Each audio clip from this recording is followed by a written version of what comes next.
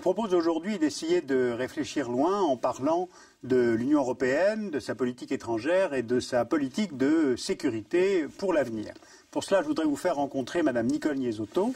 Nicole Niesotto, bonjour, merci d'être là avec moi. Vous êtes directeur de l'Institut d'études de sécurité de l'Union européenne, qui a été décidé par le Conseil européen en 2002, donc c'est récent. Vous travaillez avec les 15 ministres des Affaires étrangères des États membres, avec Javier Solana. À quoi sert cet institut ? Alors, cet institut est effectivement le dernier né des outils de l'Union en matière de politique étrangère. Il a essentiellement deux fonctions. La première, c'est d'être une espèce de think tank européen à destination exclusive de Javier Solana et des 15, bientôt 25 ministres des Affaires étrangères, dans le but de trouver des analyses communes et peut-être des positions communes sur des questions de sécurité internationale. Il a une deuxième mission publique qui est d'être un lieu favorisant le débat et le rapprochement, si possible, des cultures stratégiques entre les pays membres, donc d'être un lieu de débat, de discussion, de publication, de façon à créer, sur le long terme cette fois, de plus en plus une culture stratégique européenne commune, permettant à l'Union de développer une politique.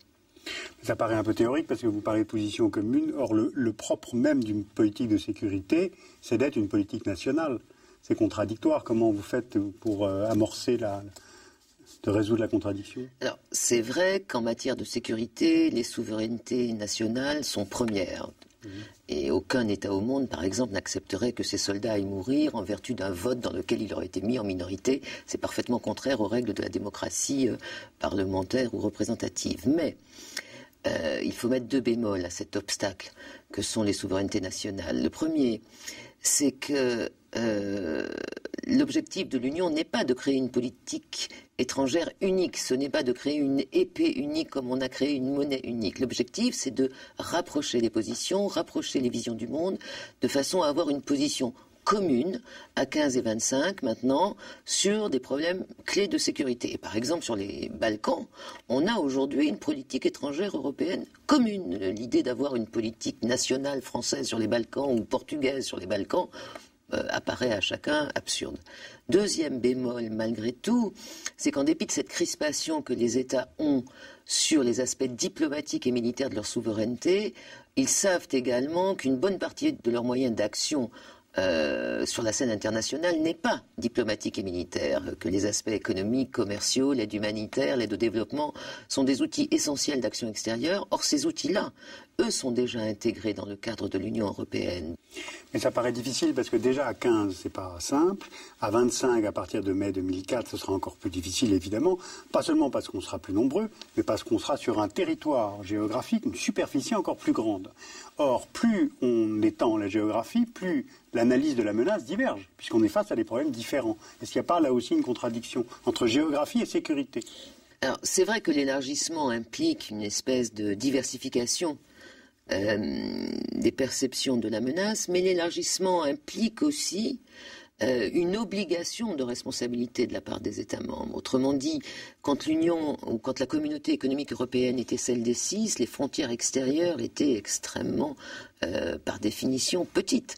Plus l'Union s'élargit, aujourd'hui avec un ensemble de 25 États membres, enfin bientôt 25 États membres, les zones frontalières de l'Union s'élargissent et donc les risques et les responsabilités stratégiques de l'Union également s'élargissent. L'Union aujourd'hui ne peut pas dire que le Moyen-Orient ne l'intéresse pas parce qu'elle va avoir Chypre qui est tout proche du conflit israélo-arabe. De même chose pour l'élargissement à l'est vers la Russie. Donc d'une certaine façon, l'élargissement complique les choses, mais en même temps implique pour l'Union une obligation de responsabilité stratégique, parce que quand la frontière est là, il faut bien gérer ce qui se passe.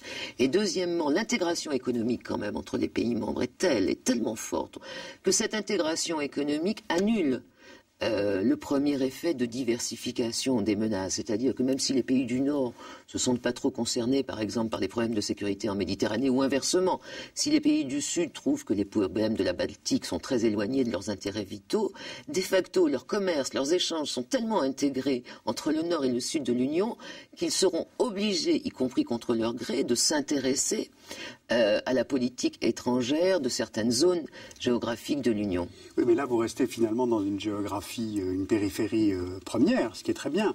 Mais quand on voit une crise majeure comme celle qui s'est déroulée en début 2003 sur l'Irak, la division était extrêmement marquée. Le grand paradoxe de la crise irakienne, c'est que les États membres de l'Union européenne n'étaient pas du tout divisés sur l'Irak. D'abord, ils avaient très peu parlé entre eux de l'Irak, il faut dire les choses telles qu'elles sont. Ce n'était pas un sujet de la politique étrangère de l'Union européenne. Et même quand les 15 se sont mis à regarder sérieusement le dossier irakien, il n'y avait aucune division sur le dossier irakien.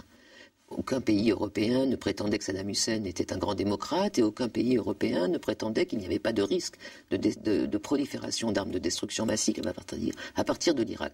En revanche, ces pays européens se sont immédiatement divisés et profondément divisés, non pas sur l'Irak, mais sur les États-Unis et sur la politique étrangère américaine. Ce qui fait que les deux grands obstacles d'une politique étrangère européenne, ce sont non seulement les souverainetés nationales, comme on l'a abordé au tout début de cet entretien, mais deuxièmement, le type de relation que les États membres souhaitent ou ne souhaitent pas construire avec la puissance américaine. Mais est-ce que la relation avec les États-Unis serait différente si les budgets de défense des pays membres de l'Union étaient plus importants? Alors, oui et non, comme toujours. Les 15 pays membres aujourd'hui dépensent à peu près 50% du budget américain en matière de défense. Et sur ce 50% de budget militaire américain, il n'arrive à produire que 10% du potentiel militaire américain. Donc il y a à la fois peu de budget et une très mauvaise utilisation des budgets militaires au niveau de l'Union européenne. Cela dit, les Américains dépensent maintenant plus d'1 milliard de dollars par jour pour leur défense. Ce n'est évidemment pas l'objectif de l'Union européenne d'atteindre ces niveaux, ni même des niveaux comparables. Donc c'est vrai qu'il y a un déficit chez certains pays membres en matière d'efforts militaires. Mais, inversement, je crois qu'on a aussi, depuis quelques années, un effet d'intoxication de ce discours sur les capacités budgétaires et militaires. Si on prend un exemple, celui de l'Iran, par exemple, et du risque de prolifération nucléaire venant de l'Iran, il est évident pour que l'Union européenne puisse gérer cet éventuel risque de prolifération nucléaire en Iran, et puisse le gérer avec les Américains d'ailleurs, elle n'a besoin ni de chars, ni d'avions, ni de budget militaire. Le propre d'une politique étrangère européenne sur l'Iran en matière de non-prolifération, c'est d'avoir une position politique commune, c'est d'avoir une analyse commune. Et l'essentiel des problèmes de sécurité et des problèmes de prolifération notamment ne se gère pas avec des moyens militaires. Donc c'est vrai qu'il faut que l'Union ait plus de capacités, mais en même temps, on ne gère pas une question comme l'Iran à partir du nombre de chars et d'avions que l'on possède dans ses soutes. Ce qu'il faut d'abord, c'est une politique. C'est une question de temps, parce que la monnaie unique, ça paraissait irréalisable et on l'a fait. Et là, c'est une échelle de quelle durée? Alors, c'est 10 ans, 5 ans? Je crois qu'effectivement, il faut être ni optimiste ni pessimiste sur les capacités de l'Union à s'affirmer comme un acteur international. Il faut être réaliste. Je crois que dans 15 ans, il y aura de facto l'Union comme puissance de fait, parce qu'elle est déjà la première puissance commerciale du monde, la première puissance économique du monde, la première puissance démographique de tout l'OCDE, de l'ensemble de l'OCDE. C'est près de un demi-milliard de citoyens démocratiques, éduqués, riches. Ces pays ont des intérêts communs, ils ont une prospérité commune, ils ont de facto, ils devront défendre ces intérêts et cette prospérité ensemble. Donc je crois que 15 ans est une échelle raisonnable. Et en plus des individus vivant sous le régime du droit. Absolument. Ce qui n'est pas tellement fréquent dans le monde entier. Et ce qui, j'espère, le deviendra grâce à la revendication européenne. Merci de cet éclairage. Si vous voulez approfondir ces questions, l'Institut de sécurité européenne publie ce qu'on appelle les cahiers de Chaillot, qui sont à peu près mensuels. Je vous signale l'Europe de l'armement, si vous voulez approfondir ces questions. La Russie face à l'Europe, puisqu'on réfléchit souvent quelles sont les frontières de l'Est, ça contribuera à enrichir votre réflexion. Et puisqu'on évoquait tout à l'heure terrorisme et prolifération, ceci étant dans les cahiers de Chaillot, vous pouvez retrouver le site de l'Institut qui vous donnera des éléments complémentaires et de réflexion. En tout cas, merci beaucoup d'avoir éclairé ces questions sur l'avenir de l'Union européenne.